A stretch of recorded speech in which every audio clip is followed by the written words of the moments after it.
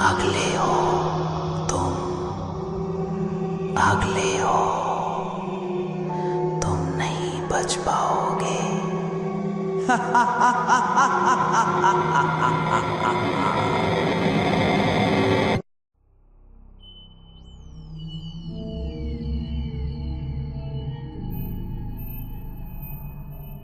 शहर की चकाचौंध से दूर, जहां प्रकृति भी अपने रहस्य समेटे खड़ी थी, वहां एक पुराना होटल बना था। उसका नाम था ब्लैक रोज, जैसे कोई काला गुलाब, जो बाहर से तो बेहद खूबसूरत दिखता था, पर जिसके भीतर की हवा में एक अजीब सा सन्नाटा बसा था।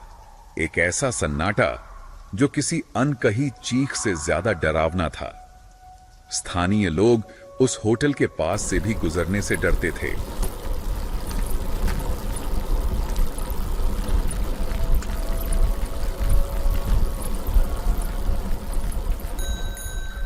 ब्लैक रोज इन, नाम तो गुलाब का है पर भीतर तो कांटों का जंजाल है।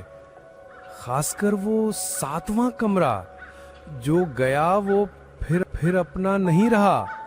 उसकी रूह भी यहीं भटकने लगती है। हे भगवान, इसे बंद ही रहने दे।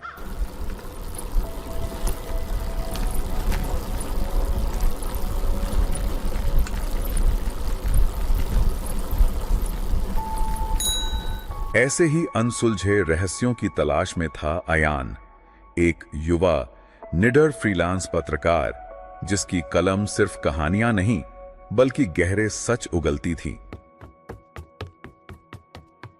यार आयान, तू सच में उस होटल में जा रहा है? लोगों की बातें सुनी है तूने? ब्लैक रोज इन, उसे शापित कहते हैं। वहां आज तक जो गया है वो सही सलामत वापस नहीं आया। तो क्यों अपनी जान जोखिम में डाल रहा है? मुझे पता है विक्रम, मेरी हालत थोड़ी ठीक नहीं है। पिछले कुछ दिनों से नींद नहीं आ रही, अजीब से सपने आ रहे हैं। पर तू जानता है, ये रिपोर्टिंग मेरे लिए सिर्फ एक खबर नहीं है, ये मेरा जुनून है। तूने देखा है ना, मेरे पिछले प्रोजेक्ट्स कैसे अधूरे रह गए। लोग मुझ पर हंसते हैं, मेरी काबिलियत पर सवाल उठाते हैं। मुझे ये साबित करना है विक्रम, मुझे ये दिखाना है कि मैं किसी भी हद तक जा सकता हूं सच को बाहर लाने के लिए। ये मेरे करियर के लिए बेहद जरूरी है, मेरी पहचान के लिए। और मुझे लगता है मुझे इस अंधेरे की ओर खींचने वाली कोई शक्ति है, जैसे कोई मुझे बुला रहा है वहां। यही तो मुझे डरा रहा है आयान। ये सिर्फ जुनून नहीं, ये कुछ और है। पर ठीक है, अपना ध्यान रखना। हर घंटे मुझे मैसेज करते रहना। अगर कोई दिक्कत हो तो तुरंत वापस आ जाना। जरूर, चिंता मत कर, मैं ये करके रहूंगा। अलविदा।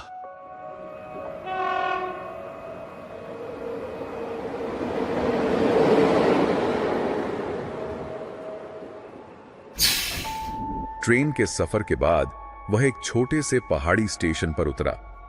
ठंडी तेज हवा ने उसके चेहरे को छुआ, जिससे उसकी आंखें आधी खुल गईं। अंधेरा गहराने लगा था और दूर दूर तक सिर्फ पहाड़ों की खामोशी थी।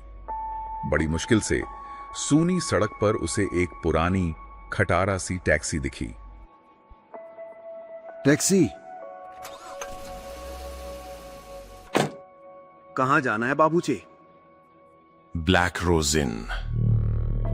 ब्लैक रोज इन? नहीं साहब, मैं नहीं जाऊंगा वहां। मुझे वहीं जाना है, चिंता मत करो, मैं थोड़े ज्यादा पैसे दे दूंगा। पैसे की बात नहीं है साहब, उस जगह का नाम सुनकर ही रूह कांप जाती है। वो कोई होटल नहीं है साहब, वो तो मरे हुए लोगों का घर है। वहां की हवा में कुछ ऐसा है जो इंसानों को पागल कर देता है। ये सब कहानियां हैं भाई, मुझे अपनी रिपोर्ट के लिए वहां जाना जरूरी है। कहानियां नहीं है साहब, मेरी दादी बताती थी, जो भी वहां गया वो वापस नहीं आया, या आया भी तो जिंदा लाश बनकर आया। वहां रात में चीखें सुनाई देती हैं, अजीब सी गंध आती है, जैसे मांस जल रहा हो। मैं तो हाथ जोड़ता हूँ साहब, मुझे माफ कर दीजिए, मैं अपनी जान दांव पे नहीं लगा सकता। आप कोई और टैक्सी देख लीजिए। देखो भाई, मैं जानता हूं कि ये जगह डरावनी है, लेकिन ये मेरे लिए सिर्फ एक यात्रा नहीं है, ये मेरी पहचान का सवाल है। मुझे ये रिपोर्टिंग करनी ही होगी। अगर मैं ये सच दुनिया के सामने नहीं लाया तो मैं कभी खुद को माफ नहीं कर पाऊंगा। मैं तुम्हें 5 गुना पैसे दूंगा और मैं वादा करता हूं मैं तुम्हारे साथ कोई बुरा होने नहीं दूंगा। बस मुझे वहां तक छोड़ दो। 5 गुना? ठीक है साहब, मैं आपको वहां तक छोड़ दूंगा, पर आप उतरते ही मैं सीधे वापस भागूंगा। मुझे एक पल भी नहीं रुकना वहां। शुक्रिया भाई, तुम चिंता मत करो। ड्राइवर ने हामी भर दी। ऊबड़ खाबड़ रास्तों पर टैक्सी धीरे धीरे दौड़ रही थी। कुछ ही देर बाद आखिरकार टैक्सी एक सुनसान जगह पर रुकी।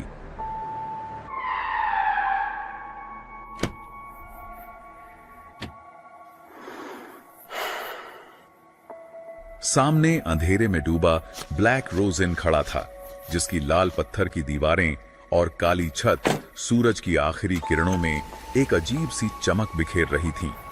खिड़कियां अंधेरे में जैसे आंखें मिचमिचा रही थीं, मानो भीतर कोई गहरी सांस ले रहा हो।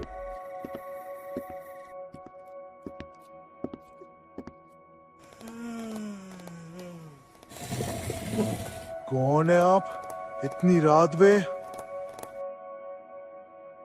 मैं आयान हूं, पत्रकार। मुझे ब्लैक रोज इन के बारे में कुछ जानकारी चाहिए थी, खासकर 7वें कमरे के बारे में। 7वां कमरा? वहां कोई कमरा नहीं है बाबूजी, सब खाली है, सालों से बंद है वो। अरे भाई साहब, आप उस कमरे के बारे में क्यों पूछ रहे हैं? यहाँ के लोग तो उसका नाम भी लेने से डरते हैं। उस कमरे में भूत है। देखिए, क्या नाम है आपका? हाँ, मुरलीलाल। तो मुरलीलाल जी, मैं जानता हूँ, मैंने सुना है कि उस कमरे में जो भी रात बताता है वो या तो पागल हो जाता है या उसकी आवाज चली जाती है। मैं वही रहस्य जानने आया हूँ, मैं उसे अनुभव करना चाहता हूँ। बेटा, मैं हाथ जोड़ता हूँ, ये जगह ठीक नहीं है, यहाँ से चले जाओ। जो 7वां दरवाजा खोलता है उसके होश के दरवाजे हमेशा के लिए बंद हो जाते हैं। सदियों से वो कमरा बंद है, उसे बंद ही रहने दो। उसमें कुछ है जो किसी को जीने नहीं देता। मुझे वो कमरा चाहिए आज रात। मैं कीमत चुकाने को तैयार हूं, कोई भी कीमत। ये चाबी है 7वें कमरे की, पर मैंने तुम्हें चेतावनी दी है बेटा, इसका अंजाम अच्छा नहीं होगा। इसकी कीमत तुम्हें चुकानी पड़ेगी। धन्यवाद मुरलीलाल जी। कभी कभी सच जानने के लिए कुछ जोखिम उठाने पड़ते हैं, और एक पत्रकार के लिए सच ही सबसे बड़ी कीमत है। मुरलीलाल से चाबी लेकर अयान 7वें कमरे की तरफ जाता है। अयान को नहीं पता था कि यह दरवाजा सिर्फ एक कमरे का नहीं, बल्कि समय और वास्तविकता के बीच के एक धुंधले पुल का था। उसने दरवाजा खोला।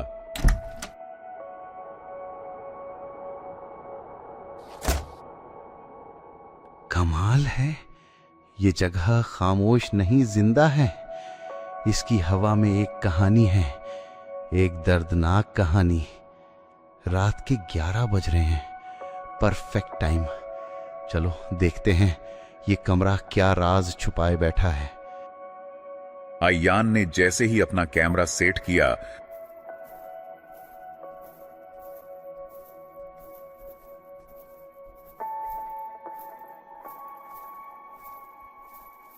ये कैसी आवाज है? क्या कोई और भी है यहाँ? मुझे लग रहा है जैसे कोई मेरे करीब आ रहा है।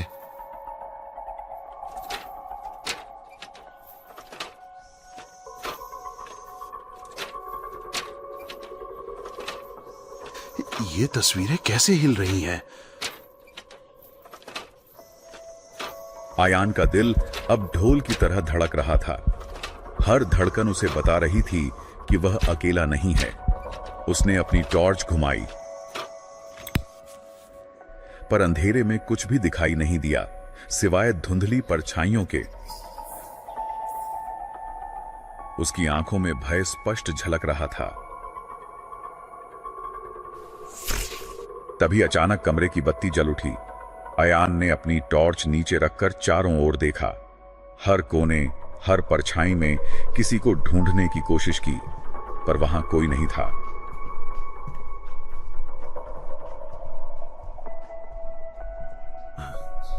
शायद मैं ज्यादा सोच रहा हूं।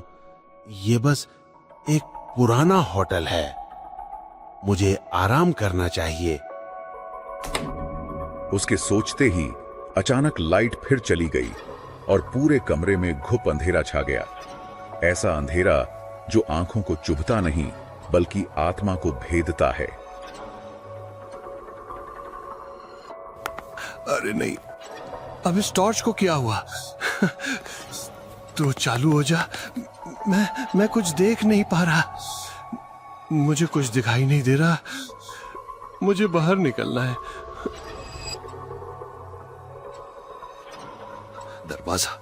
दरवाजा कहाँ है? मुझे बाहर निकलना है।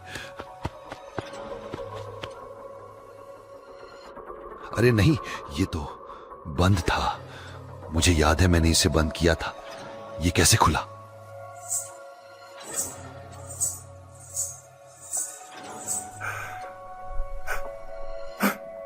कौन है वहां? मुझे अकेला छोड़ दो। मुझसे क्या चाहते हो? जैसे ही आयान पीछे पलटता है, दरवाजा जोर से बंद हो जाता है, जैसे किसी ने उसे भीतर धकेल दिया हो। कमरे में भयानक चुप्पी छा जाती है। सिर्फ अयान की तेज, डरी हुई सांसें सुनाई देती हैं।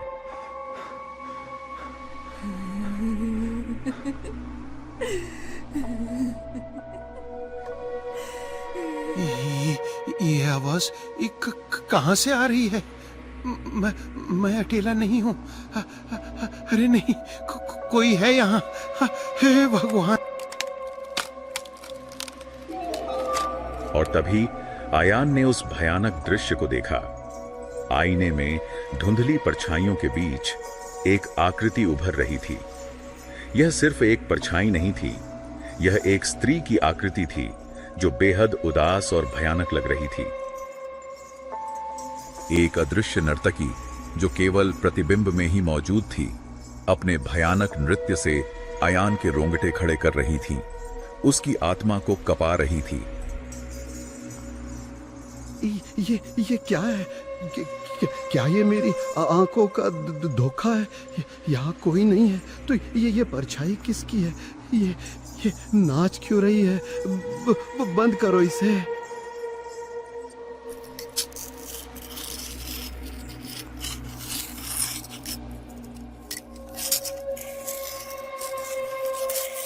अचानक उस आईने में खुरचने की आवाज आती है, जैसे कोई नुकीली चीज से कांच पर कुछ लिख रहा हो। उस धुंधली सतह पर खून के लाल रंग से शब्द उभरने लगे, जैसे किसी अदृश्य हाथ ने उन्हें अभी अभी लिखा हो। ये शब्द अयान की ओर ताक रहे थे। वहां लिखा था, तुम अगले हो, तुम्हारी आत्मा मेरी होगी। कौन है? कौन बोल रहा है? ये क्या लिख रहा है? ये मुझसे क्या चाहता है? ये कौन है? मुझे जवाब दो। तुम मुझे क्यों डरा रहे हो?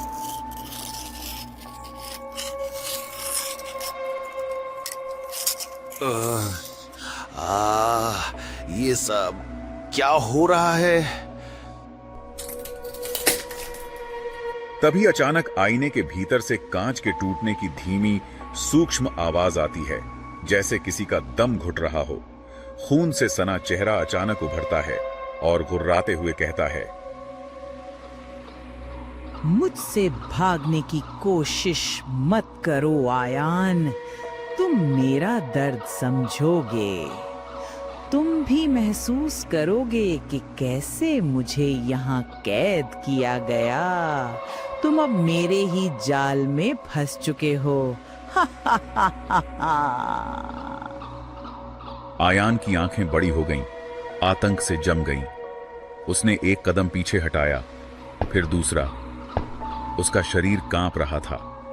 वो समझ गया था कि यह सिर्फ एक कहानी नहीं, बल्कि एक जीती जागती, सांस लेती हुई हकीकत है।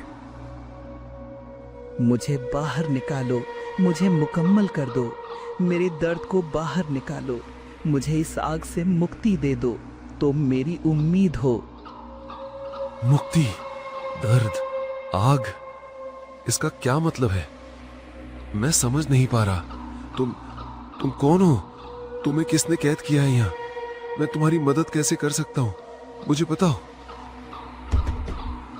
डर और घबराहट से आयान बेहोश हो जाता है। आयान का शरीर बेजान पड़ा था। रिया की पुकार, स्याही के शब्द, भय और अविश्वास ने उसे बेहोश कर दिया। सुबह की हल्की रोशनी खिड़की से झांक रही थी। सपना? नहीं, दीवार पर पड़ी नजर ने दिल को फिर धड़का दिया। मेरा फोन, मेरी घड़ी, सब अलग अलग समय बता रहे हैं।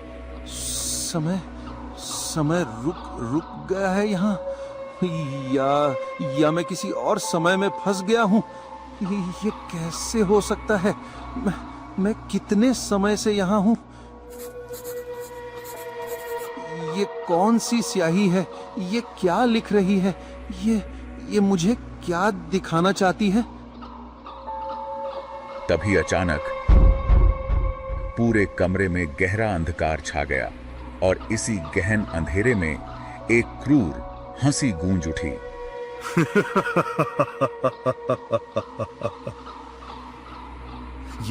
ये किसकी हंसी है? ये क्या हो रहा है मेरे साथ? तभी कमरे के बीचों बीच रखे आईने से एक चमकीला प्रकाश फूट पड़ा। उस प्रकाश के भीतर एक आकृति उभरने लगी जो अब पहले से कहीं ज्यादा स्पष्ट थी, और वहीं से एक आवाज गूंजने लगी। आयान, यही वो हंसी है जिसने मुझे तबाह कर दिया था। यही वो हंसी है जो मेरे हर दर्द के पीछे है। मैं यहाँ काम करती थी 25 साल पहले। इस जगह के मालिक ने, उसने मुझे यहाँ जिंदा जला दिया था। मैंने उसकी हवस का विरोध किया। मैंने उसकी गंदी चालों को मानने से इनकार कर दिया। उसने मेरी खुशियों को जला दिया था। मेरा शरीर, मेरी आत्मा, सब जल गया था। पर आयान, एक बात जो मैंने तुम्हें नहीं बताई, जिस दरिंदे ने मेरी जिंदगी ली, उसने ये सब अकेले नहीं किया था। यहाँ और भी लोग थे जो उसके साथ इस पाप में शामिल थे। उनकी आत्माएं भी यही हैं और वे नहीं चाहती कि ये सच बाहर आए। उनमें से एक अभी भी जीवित है और इस होटल में मौजूद है। वो तुम्हें नहीं छोड़ेगा। इतनी दर्दनाक मौत, ये तो बहुत भयानक है। तुम्हारी आत्मा यहाँ क्यों फंसी है? तुम्हें मुक्ति क्यों नहीं मिली? किसने किया ये तुम्हारे साथ? और कौन है यहाँ? मुझे कैसे पता चलेगा? मेरी आत्मा को मुक्ति नहीं मिली क्योंकि मेरा सच अधूरा है। मेरा सच सिर्फ मेरा नहीं, ये इस होटल के काले इतिहास का हिस्सा है। उस दरिंदे ने ना सिर्फ मुझे बल्कि और भी कई लोगों को फंसाया था। उसने सिर्फ मेरी जान नहीं ली, उसने कुछ ऐसा छुपाया है जो अगर सामने आ जाए तो पूरी दुनिया हिल जाएगी। मेरी कहानी की परतें इस काली स्याही में छिपी हैं। हर रात वही आग, वही दर्द फिर से महसूस होता है और मैं उन छिपी हुई आवाज़ों को सुनती हूँ जो मुक्ति चाहती हैं। तुम्हें पता चल जाएगा जब तुम सबसे कम उम्मीद करोगे, वो तुम्हें देख रहा है। मैं समझ गया। तुम्हें मुक्ति तभी मिलेगी जब तुम्हारा सच दुनिया के सामने आएगा, और शायद उन सभी का सच भी। और मैं आयान तुम्हें वचन देता हूं, मैं ये सच बाहर लाकर रहूंगा। मैं तुम्हारी कहानी बनूंगा, तुम्हारी आवाज बनूंगा। मुझे बताओ मैं क्या कर सकता हूं? दीवार पर काली स्याही से मेरा सच लिखा है। उसे देखो, उसे रिकॉर्ड करो, और वो किताब वही है कुंजी। उसे खोजो, उसे पढ़ो, तभी सब कुछ सामने आएगा। तब हम मुक्त होंगे। रिया के अंतिम शब्द हम अयान के कानों में एक डरावनी गूंज बनकर लौटे। अयान के मन में एक अजीब सी बेचैनी हुई, पर सच जानने की ललक इतनी प्रबल थी कि उसने उस संदेह को दबा दिया। अयान समझ चुका था, अगर सच बाहर नहीं आया तो उसकी भी वही नियति होगी। पर रिया के शब्दों में छिपी किताब की बात ने एक नया भयावह रहस्य खोल दिया था। यह एक भयानक दौड़ थी, समय और पागलपन के बीच, जहां हारने का मतलब था खुद को इस अंधेरे में हमेशा के लिए खो देना और एक और भटकती आत्मा बन जाना। अगर अगली सुबह तक सच बाहर नहीं आया तो मैं भी पागल हो जाऊंगा, या शायद उस आत्मा की तरह मैं भी यहीं कैद हो जाऊंगा, एक और आत्मा बनकर। मैं ऐसा नहीं होने दूंगा, मुझे कुछ करना होगा अभी। ये किताब कहाँ है? वो किताब, मुझे उसे ढूंढना होगा। मुझे ये सच बाहर लाना होगा। हर जगह कहाँ छिपाई है उसे? मुझे मिल जाएगी, मैं उसे ढूंढ लूंगा।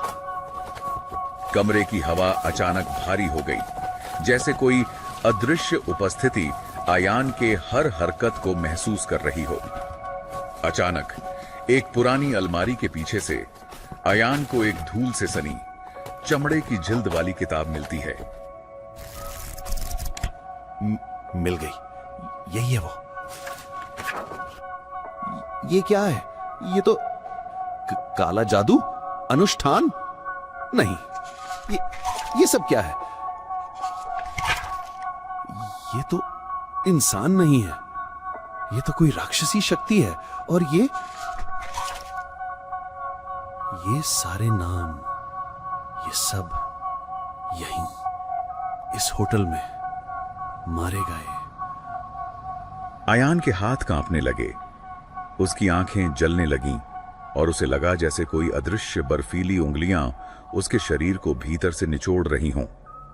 किताब के अंतिम पृष्ठ पर रिया के नाम के साथ साथ मेरा नाम, ये कैसे हो सकता है? ये क्या है? मैं पागल हो रहा हूं। तुम अब वही हो जो हमेशा से होना चाहिए था अयान। तुम अब इस होटल की अंतिम कड़ी हो। तुम मेरी मुक्ति नहीं, मेरा पुनर्जन्म हो। मेरा शरीर जला पर मेरी आत्मा नहीं मरी। मैंने इस किताब के जादू से खुद को इस होटल में कैद किया था, जब तक मुझे कोई नया शरीर न मिले। और अब वो शरीर तुम्हारा है। अंतिम कड़ी, पुनर्जन्म? नहीं, ये नहीं हो सकता। मैं अयान हूं। मैं यहां सिर्फ सच खोजने आया था। मेरी पहचान, ये दर्द, ये आग, मेरा शरीर नहीं। जैसे ही रिया की आवाज भयानक रूप से बदलती है, अयान के शरीर में भयानक ऐंठन शुरू हो जाती है। उसकी नसें नीली पड़ने लगती हैं और उसकी आंखें पूरी तरह सफेद हो जाती हैं, जैसे कोई अदृश्य शक्ति उसे अंदर से खींच रही हो। अयान का शरीर कांपते हुए खड़ा होता है और उसके मुंह से आग की लपटें निकलती हैं।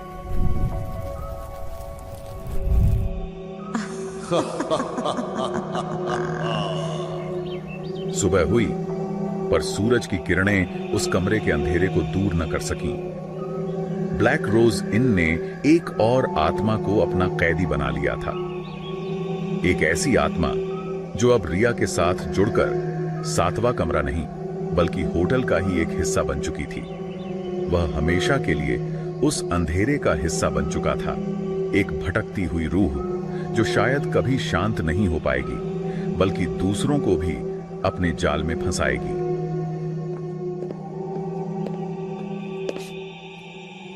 हे भगवान, मैंने मना किया था इसे। क्या हुआ होगा? बेटा, तुम ठीक हो? क्या तुम जिंदा हो? अयान, मैं अब तुम सबका काल हूं। मैं अब इस होटल का शाप हूं। मुरलीलाल, यहां आओ मेरे साथ। आज भी जो कोई ब्लैक रोज इन में 7वें कमरे के सामने जाता है, उसे दीवार से एक फुसफुसाहट सुनाई देती है। एक भयानक वादा, एक ऐसा वादा जो हर उस रूह को अपना अगला शिकार बनने के लिए ललकारता है, जो उसके सच के करीब आता है।